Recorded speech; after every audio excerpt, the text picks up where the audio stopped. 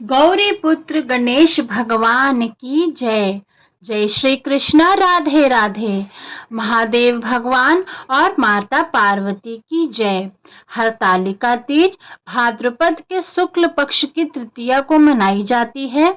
यह दिन भगवान शिव और माता पार्वती के पूजन का विशेष महत्वपूर्ण दिन होता है।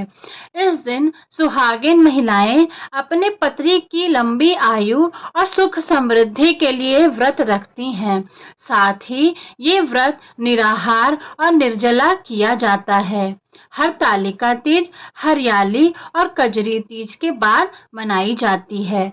इस साल हरतालिका तीज 18 सितंबर को मनाई जाएगी। आज के दिन हरतालिका तीज व्रत कथा सुनने से भगवान शिव की असीम कृपा प्राप्त होती है। तो आज मैं आपको सुनाने जा रही हूँ हरतालिका तीज व्रत कथा। बड़े ही प्रसन्नचित और खुश होकर कथा को अंत तक जरूर सुनिएगा। कथा के अंत में आप जानेंगे हरतालिका तीज पूजा विधि, नियम क्या अपनाना चाहिए और इसका महत्व क्या है। तो आइए गौरी पुत्र गणेश का नाम लेकर कथा शुरू करते हैं। श्री शंकर भगवान शंकर बोले, हे गौरी, पर्वत राज हिमालय पर स्थित गंगा के तट पर तुमने अपनी बाल्यावस्था में 12 वर्षों तक अधोमुखी होकर घोर तप किया था। इतनी अवधि तुमने अन्न न खाकर पेड़ों के सूखे पत्ते चबाकर व्यतीत किए।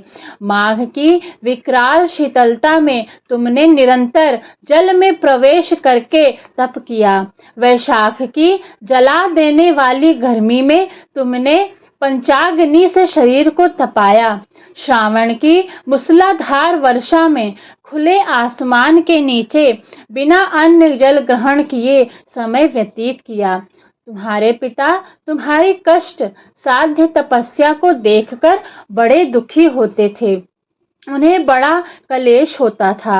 तब एक दिन तुम्हारी तपस्या तथा पिता के क्लेश को देखकर नारद जी तुम्हारे घर पधारे। तुम्हारे पिता ने हृदय से अतिथि सत्कार करके उनके आने का कारण पूछा। नारद जी ने कहा, गिरिराज, मैं भगवान विष्णु के भेजने पर यहाँ उपस्थित हुआ हूँ। आपकी कन्या ने बड़ा कठोर तप किया है। इससे प्रसन्न होकर वे आपकी सुपुत्री से विवाह करना चाहते हैं। इस संदर्भ में आपकी क्या राय है, मैं जानना चाहता हूँ। नारद जी की बात सुनकर गिरिराज गदगद हो उठे। उनके तो जैसे सारे दुष्ट कष्ट दूर हो गए। प्रसन्नचित होकर वे बोले, श्रीमान, यदि स्वयं विष्णु मेरी कन्या का वरण करना चाहते हैं तो भला मुझे क्या आपत्ति हो सकती है। वे तो साक्षात ब्रह्मा हैं। हे महर्षि, यह तो हर पिता की इच्छा होती है कि उसकी पुत्री सुख संपदा से युक्त पति के घर की लक्ष्मी बने। पिता की सार्थकता इसी में है कि पति के घर जाकर उसकी पुत्री पिता के घर से अधिक सुखी रहे। तुम्हारे पिता की स्वीकृति पाकर नारद जी विष्णु के पास गए और उनसे तुम्हारे ब्याह के निश्चित होने का समाचार सुनाया। मगर इस विवाह संबंध की बात जब तुम्हारे कान में पड़ी तो तुम्हारे दुख का ठिकाना ना रहा। तुम्हारी एक सखी ने तुम्हारी इस मानसिक दशा को समझ लिया और उसने तुमसे उस विक्षिप्तता का कारण जानना चाहा। किंतु जब तुमने बताया, मैंने सच्चे हृदय से भगवान शिव शंकर का वरण किया है, किंतु मेरे पिता ने मेरा विवाह विष्णु जी से निश्चित कर दिया। मैं विचित्र धर्म संकट में हूँ। अब क्या करूँ? प्राण छोड़ देने के अतिरिक्त अब कोई भी उपाय शेष नहीं बचा है। तुम्हारी सखी बड़ी ही समझदार और सूझबूझ वाली थी। उसने कहा, सखी, प्राण त्यागने का इसमें कारण ही क्या है? संकट के मौके पर धैर्य से काम लेना चाहिए। नारी के जीवन की सार्थकता इसी में है कि पति रूप में हृदय से जिसे एक बार स्वीकार कर लिया, जीवन पर्यंत उसी से निर्वाह करें। सच्ची आस्था और एक निष्ठा के समझ तो ईश्वर को भी समर्पण करना पड़ता है। मैं तुम्हें घनघोर जंगल में ले चलती हूँ, जो साधना स्थली भी हो और जहाँ तुम्हारे पिता तुम्हें खोज भी ना पाए। वहां तुम साधना में लीन हो जाना। मुझे विश्वास है कि ईश्वर अवश्य ही तुम्हारी सहायता करेंगे। तुमने ऐसा ही किया। तुम्हारे पिता तुम्हें घर ना पाकर बड़े दुखी तथा चिंतित हुए। वे सोचने लगे कि तुम जाने कहाँ चली गई। मैं विष्णु जी से उसका विवाह करने का प्रण कर चुका हूँ। यदि भगवान विष्णु बारात लेकर आ गए और कन्या घर पर ना हुई तो बड़ा अपमान होगा। मैं तो कहीं मुंह दिखाने के योग्य भी नहीं रहूंगा। यह सब सोचकर गिरिराज ने जोर शोर से तुम्हारी खोज शुरू करवा दी। दोस्तों, इसीलिए इस व्रत को हरतालिका तीज व्रत कहते हैं, क्योंकि पार्वती जी की सखी ने उनको हर करके एक जंगल में लेके चली गई, जहां पे वो फिर से शंकर जी के तप में लग गई। इधर तुम्हारी खोज होती रही और उधर तुम अपनी सखी के साथ नदी के तट पर एक गुफा में मेरी आराधना में लीन थी। भाद्रपद शुक्ल तृतीया को हस्त नक्षत्र था।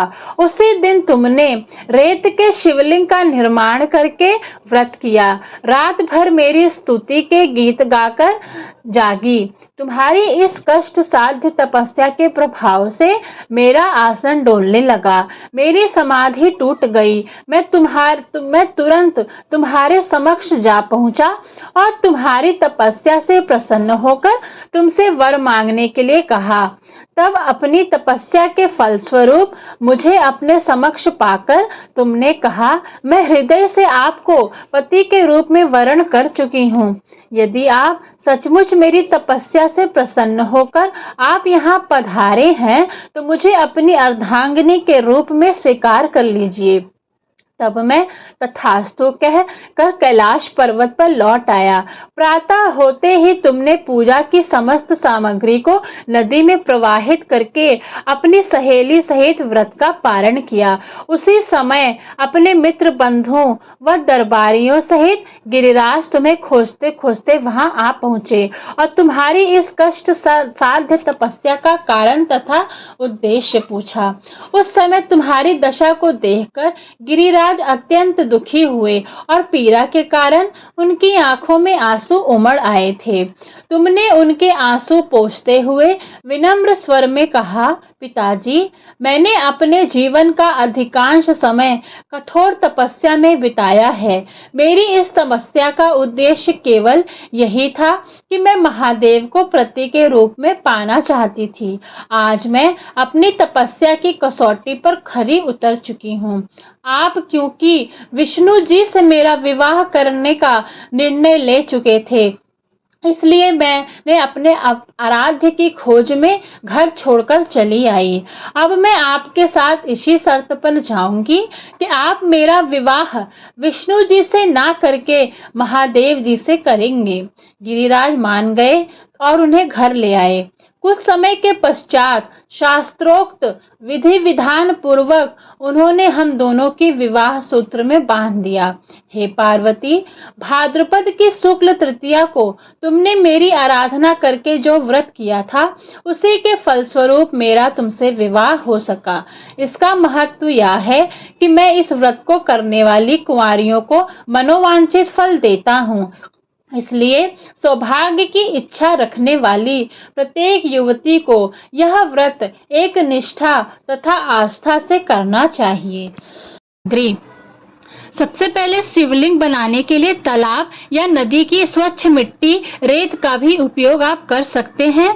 चंदन, जनेऊ, फुलेरा, पुष्प, नारियल, अक्षत, 5 पान के पत्ते, 5 इलायची, 5 पूजा सुपारी, 5 लौंग, 5 प्रकार के फल, दक्षिणा, मिठाई, पूजा की चौकी, धतूरे का फल, कलश, अभिषेक के लिए तांबे का पात्र, दुर्वा, आँख का फूल, घी, दीपक, अगरबत्ती, धूप, कपूर, व्रत कथा का पुस्तक। शिव को चढ़ाने के लिए 16 तरह के पत्ते भी आपको जुटा लेना चाहिए। इसमें है बेलपत्र, तुलसी, जाति पत्र, सेवंतिका, बांस, देवदार पत्र, चंपा, कनेर, अगस्त्य, भृंगराज, धतूरा, आम के पत्ते, अशोक के पत्ते, पान के पत्ते, केले के पत्ते, शमी के पत्ते। भोलेनाथ और पार्वती को विशेष तौर पर चढ़ाना चाहिए। और है सुहाग की सामग्री। हरतालिका तीज में सुहाग की पिटारी का विशेष महत्व है। इसमें कुमकुम, मेहंदी, बिंदी, सिंदूर, बिछिया, काजल, चूड़ी, कंघी और माहौर शामिल होता है। हरतालिका तीज के दिन पूजा के कुछ शुभ मुहूर्त बन रहे हैं। हरतालिका तीज पर पूजा के लिए सुबह 6:07 से 8:34 तक का जो समय है वो बहुत ही शुभ है। वहीं प्रदोष काल में 4 प्रहर की पूजा शाम 6:23 से शुरू हो जाएगी। पहले पहर की पूजा शाम 6:23 से रात 9:02 तक रहेगी। दूसरे पहर की पूजा रात 9:02 से प्रातः 12:15 19 सितंबर तक रहेगी। तीसरे प्रहर की पूजा 12:15 प्रातः से प्रातः 3:12 19 सितंबर तक रहेगी और चौथे प्रहर की पूजा प्रातः 3:12 से सुबह 6:08 19 सितंबर तक रहेगी। हरतालिका तीज पूजा विधि कुछ इस प्रकार है। इस दिन विवाहित और अविवाहित लड़कियों को भगवान शिव और माता पार्वती की विधि विधान से पूजा करनी चाहिए। पूजा करने से पहले नहा धोकर व्रत का संकल्प लेना चाहिए और फिर भगवान को की चौकी सजानी चाहिए। फिर भगवान शिव माता पार्वती की मूर्ति को चौकी पर रखना चाहिए और गंगा जल से उनको उनके ऊपर छिड़काव करना चाहिए। फिर जल का कलश भी स्थापित करना चाहिए। अब चंदन, धूप, दीप और नैवेद्य से भगवान को भोग लगाना चाहिए और मिठाई अर्पित करना चाहिए। फिर सुहाग का सामान माता पार्वती को अर्पित करना चाहिए और मंगल कामना के लिए पूजा करना चाहिए। इसके बाद भगवान शिव और माता पार्वती की विधि विधान से आरती करनी चाहिए। इस दिन महिलाएं सुहाग के सामान से पूरा श्रृंगार करती हैं और इस दिन हाथों में मेहंदी जरूर लगानी चाहिए और चूड़ियां भी पहननी चाहिए। इससे भगवान शिव अतिशीघ्र प्रसन्न हो जाते हैं। हरतालिका तीज व्रत बेहद प्रभावशाली है, लेकिन इस व्रत के कुछ नियम हैं जिनका पालन करना जरूरी होता है। अगर आप भी पहली बार हरतालिका तीज व्रत रख रही हैं तो ये खास नियम, पूजन विधि आपको जान लेना चाहिए। व्रत कैसे शुरू करें, सबसे पहला सवाल यही रहता है। पहली बार हरतालिका तीज व्रत रखने वाली हैं तो अपनी मान्यता अनुसार ही व्रत का संकल्प लें। कहते हैं पहली बार जैसा व्रत का संकल्प लिया जाता है आजीवन उसे वैसे ही निभाना पड़ता है। ध्यान रहे, निर्जला या फलाहार व्रत का संकल्प लें तो उसे पूरा जरूर करें। अगर आप निर्जला करते हैं तो आप उस दिन पानी भी नहीं पी सकते। अगर आप कोई काम करते हैं, ऑफिस जाते हैं, तो आप फलाहार करके भी हरतालिका तीज का व्रत कर सकते हैं। व्रत की अवधि का ध्यान रखना चाहिए। हरतालिका तीज पर व्रत 24 घंटे के लिए रखा जाता है।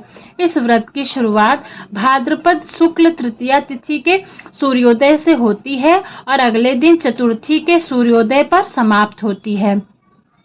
तीसरा जो सवाल रहता है वो रहता है कि हरतालिका तीज में पानी पी सकते हैं या नहीं। शास्त्रों के अनुसार हरतालिका तीज व्रत में अन्न जल का त्याग करने का विधान है। ऐसी मान्यता है कि इस व्रत में भोजन करने वाली व्रती को अगले जन्म वानर और पानी पीने से अगले जन्म में मछली की योनि प्राप्त होती है। अगर आप निर्जला व्रत रखने में सक्षम ना हो तो फलाहार व्रत कर सकती हैं। किस समय आपको पूजा नहीं करना चाहिए। अगर हरतालिका तीज के दौरान महिलाओं को मासिक धर्म हो जाए तो उन महिलाओं को दूर से ही भगवान की कथा सुननी चाहिए। भगवान को छूना नहीं चाहिए। व्रत बताए गए समय अनुसार ही खोलना चाहिए। अगर आपको कुछ कठिनाई आ रही है तो हम बीच में व्रत नहीं छोड़ा जाता है। हरतालिका तीज का व्रत हमें हमेशा करना होता है। एक बार हरतालिका तीज का व्रत शुरू कर दिया तो इसे बीच में छोड़ा नहीं जा सकता। व्रती के जीवन काल तक इसका पालन करना पड़ता है। अगर किसी कारणवश ये व्रत ना कर पाए तो इसका उद्यापन कर दें और परिवार की दूसरी महिलाओं को ये व्रत सौंप दें ताकि क्रम बना रहे। रात्रि जागरण इस दिन करना चाहिए।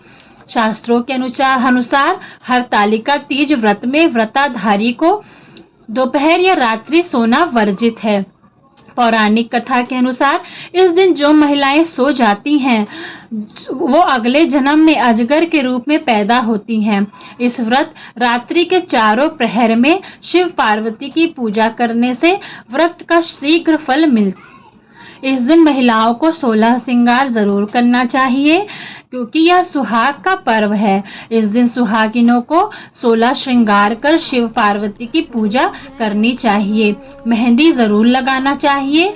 इससे शंकर जी जल्द प्रसन्न होकर समस्त मनोकामनाएं पूर्ण करते हैं। हरतालिका तीज में मिट्टी के पार्थिव शिवलिंग बनाना चाहिए, फिर उनके विधि विधान से पूजा करनी चाहिए। फुलेरा बांधा जाता है। इसके साथ ही कथा का श्रवण जरूर करना चाहिए। चारों प्रहर में आखिरी पूजा के बाद माता पार्वती को चढ़ाया सिंदूर अपने माथे पर लगाना चाहिए और सुहाग की सामग्री ब्राह्मणी को ध्यान करना चाहिए। फिर अगले दिन आपको व्रत का पारण करना चाहिए। व्रत का पारण चतुर्थी तिथि यानी गणपति उत्सव के पहले दिन सूर्योदय के बाद ही किया जाता है। व्रत खोलने से पहले स्नान कर विधिवत शिव पार्वती की पूजा करनी चाहिए। इसके बाद पूजन सामग्री सहित मिट्टी के शिवलिंग का विसर्जन करना चाहिए। फिर प्रसाद खाकर ही व्रत को खोलना चाहिए और पहले आपको लिक्विड चीज पी लेना चाहिए। हरतालिका तीज के दिन कुछ चीजें नहीं करनी चाहिए। इस दिन काले या सफेद रंग के वस्त्र नहीं पहनना चाहिए। हरतालिका तीज व्रत का पूर्ण फल पाने के लिए क्रोध, लालच, अहंकार पर काबू रखना चाहिए। विवादों की बातों को ज्यादा तूल ना देना चाहिए। दूसरों की बातों को अनदेखा करना चाहिए। पति या घर में बुजुर्गों से बेवजह बहस नहीं करना चाहिए। किसी से भी बुरा व्यवहार ना करें। हरतालिका तीज के दिन परिवार के लिए भी सात्विक भोजन ही बनाना चाहिए। आशा है आपको ये जानकारी अच्छी लगी होगी। अगर आपको जानकारी अच्छी लगी हो तो कृपया करके वीडियो को लाइक करें, सब्सक्राइब करें तथा अपने मित्रों के साथ शेयर करें। ओम नमः शिवाय। शिव जी की आरती। ओम जय शिव ओंकारा, भज ओम शिव ओंकारा, ब्रह्मा विष्णु सदा शिव अर्धांगी धारा। ओम जय शिव ओंकारा, एकानन चतुरानन पंचानन राजे, भोले पंचानन राजे। हंसाशन गरुड़ाशन, हंसाशन गरुड़ाशन, वृषवाहन साजे। ओम जय हर हर हर महादेव। दो भुज चार चतुर्भुज, दश भुज अति सोहे। तीनों रूप निरखते, त्रिभुवन जन मोहे। ओम हर हर हर महादेव। अक्षमाला वनमाला, मुंडमाला धारी, ओ भोले मुंडमाला धारी। त्रिपुरारी कंसारी, वरमाला धारी। ओम हर हर हर महादेव। श्वेतांबर पीतांबर, बाघांबर अंगे।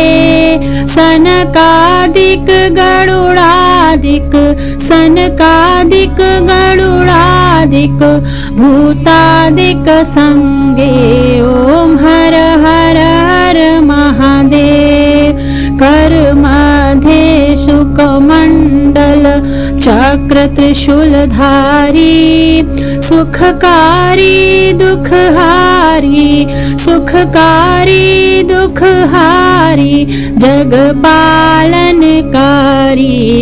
ओम हर हर हर महादेव ब्रह्मा विष्णु सदा शिव जानत अविवेका ओ भोले जानत अविवेका प्रणवाक्षर में शोभित प्रणवाक्षर में शोभित ये तीनों एका ओम हर हर हर महादेव त्रिगुण स्वामी जी की आरती जो कोई नर गावे ओ भोले प्रेम सहित गावे कहत शिवानंद स्वामी मनवांचित फल पावे ओम हर हर हर